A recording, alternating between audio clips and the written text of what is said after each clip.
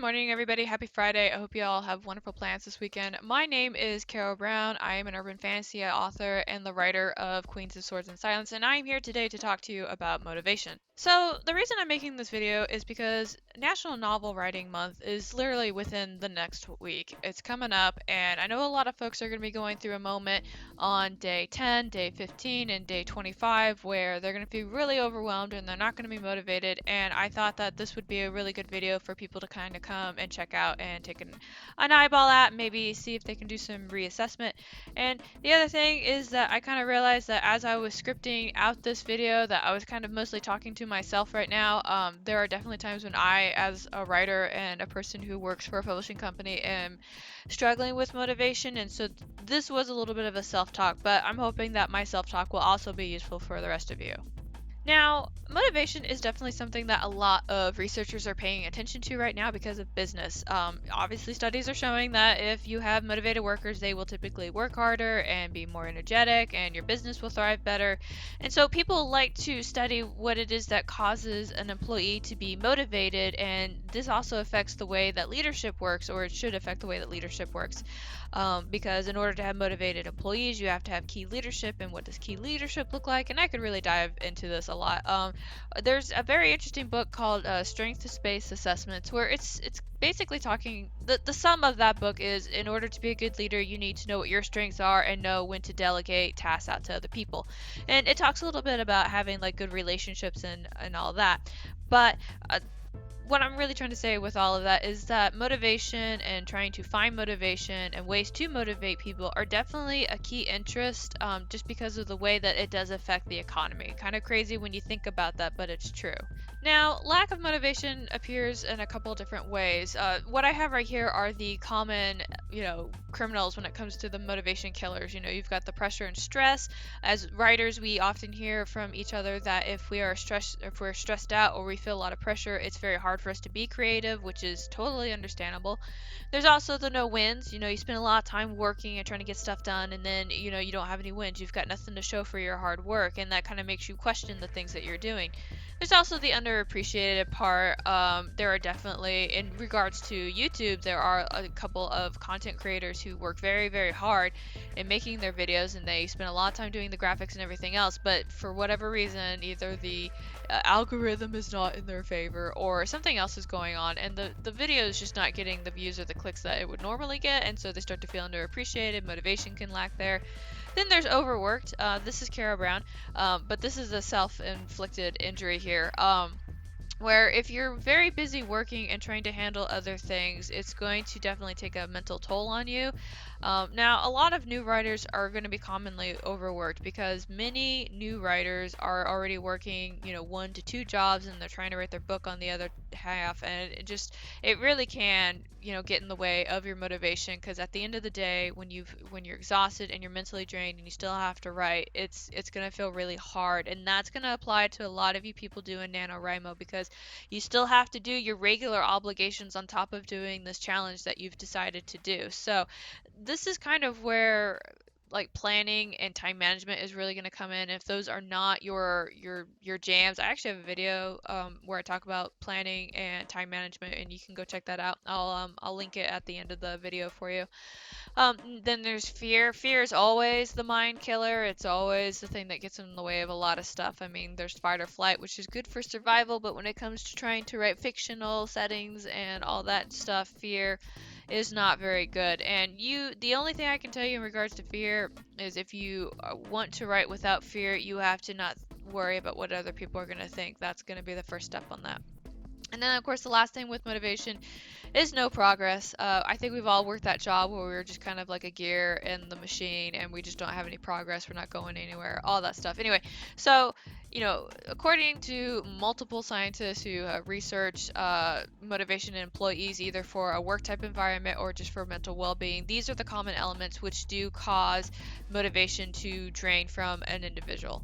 So this kind of brings us to the muddy part of the video where we talk about where do you find motivation at. And the reason I'm saying that this is the muddy part of the video is because individuals, as I often say, are different and unique, and they all function at a different level or with different mentalities or at a different speed. So when I come out and I want to talk to people about how to find motivation, it's a little hard because again, and everybody's in a different stage in their writing journey or publishing journey or journey in general. So the advice that I could give here could extend for hours. It could be like a couple of minutes. It really depends on the person I'm talking to. Now, on here, one of the things that I have, just for something you to reflect on is what is your goal?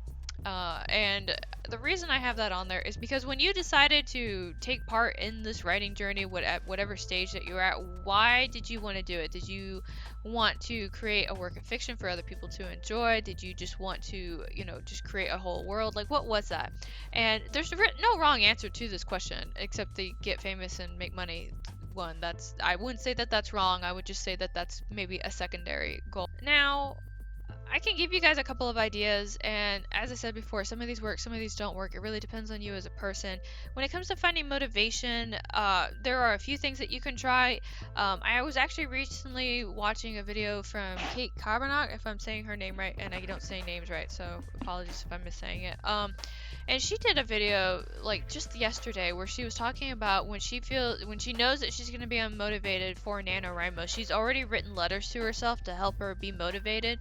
And she did something a little different with that, where she talked about also writing letters for when she's feeling certain ways. I feel like unmotivated, I feel discouraged. She wrote letters to herself for when she feels that way. And if that's something that works for you, I would encourage you to check that out. I'll link that video down below. Again, I thought that was actually a really good video. Another thing that you can do when it comes to finding motivation is maybe trying to focus on the big picture. Again, this is kind of going back to the why are you doing this? And you need to realize that in order to achieve that goal, you're going to have to do other things in order to accomplish it. And if it was easy, everybody would do it, but it's not easy. And so doing the hard thing kind of makes you a better person that way. And the other thing that you can do is, I don't really have it on here, but it's find your tribe, it's find your people.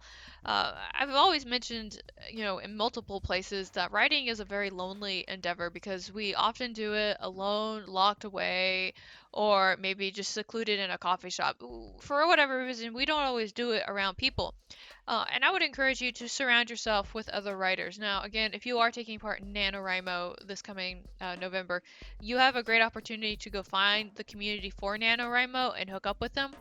There are online groups that you can associate with. You can hang out with the rest of us here on AuthorTube. I'm pretty sure a lot of us are going to be streaming during this month. So, don't ever feel like you're alone, and don't feel afraid to engage with the writing community. Nobody's going to get your struggles more than another writer. They're going to get it. Now, the last thing I have on here under the what works for you section is I have positive influence. On my phone, I actually have pictures of when I took my first book to my writing group, and it took a year for them to get through the whole book because it's only limited pages at a time. But what I would do when I knew I was going to feel disheartened is I actually on my phone had pictures of the positive comments that people said on my pages about my work. That they liked one part or they really enjoyed something or reading it made them happy. And those are things that I have to sometimes look back on when I'm sitting at my desk and I feel like I'm not writing anything of note, and I'm always telling myself that these are people that liked my stuff. I should at least keep writing because they enjoyed it and they still want to keep reading it. So and then that's something that kind of works for me. It may not work for you, but having positive comments about your stuff, not a bad thing to have, not discouraged. Sometimes one of the things that usually works for me is I focus on my mission, and that's why I have it in comments or quotations there. For those of you who don't know, I am prior military, and so one of the things that then when we would go to a base is that we would have to know what the base mission was. What was the overall objective? What was the thing that we were trying to accomplish? And so for me, when I am tackling something that I am struggling with, I focus on the mission. And my mission is kind of twofold. The first thing when it comes to kind of the work that I do at Other Worlds is that I'm trying to make a difference in publishing. We all know kind of the ins and outs and the questionable shady stuff that goes on in publishing, which allows really shady publishers like Dreamspinner Press to surface. If you don't know what I'm talking about, in the podcast that I do with Tamara, in episode 2, I do talk at length about Dreamspinner Press, who basically took advantage of a niche, an LGBTQ plus romance niche, and they had these authors come and produce, publish their works through them, and then just didn't pay them. And if these individuals were able to get their works published in other places, then places like Dreamspinner Press wouldn't be a thing that we'd have to worry about. So again, going back to the otherworlding thing, my thing there is to basically create a publisher that is able to meet the needs that most traditional publishers can't meet, and I'm setting down the foundation for that. So that's what motivates me a lot at work. When it comes to my personal writing, I focus on trying to find the one reader, and I'm not talking about your intended reader. I mean the one person who needs to read your book. It's the person who might be in a dark place or who doesn't have a lamp. And it's just somebody who, when they pick up their book, it kind of like it takes them out of whatever situation that they are and allows them to have escapism, and kind of gives them something to hold on to. And that's my goal as a writer. I want to find that one reader because I love books, and books have helped me out a lot in my life, and that's my mission, right? That's my mission in twofold. So I'm kind of curious about what your mission might be. If you would like to take a moment to write that down in the comments, along with anything else that you want to share, please feel free to. It's just I find it helps me out a lot. I'm kind of curious if it will help you. Anyway, moving on. The other thing that I have on here is also from the military, and that's rub dirt in it. So basically, when people would like have like a hard time, or like it's really hard to quantify this in words. Basically, if somebody was whining about something, we'd say rub dirt on it and move on. Sometimes when you are not motivated to do something, you just need to get started doing it, and you'll find that it will happen. I'm very notorious for that, because if I can watch YouTube instead of writing, I'm going to watch YouTube instead of writing. So I have to kind of get over that by rubbing dirt into the fact I don't want to do it. And when I start, probably after the first 200 words, I'm in the groove and I'm good to go. So rub dirt in it, keep it going, see what progress you're making. Progress will help, all that stuff. Now, the very last thing I have on here is a very unpopular opinion, but I want to throw it in here because I am not really a fan of kind of putting yourself through unneeded suffering. And it's a reality check. If you are really unmotivated to do something, you need to take a step back and maybe converse with another person about the thing that you are not motivated to do, and see if it's actually something that you should be doing.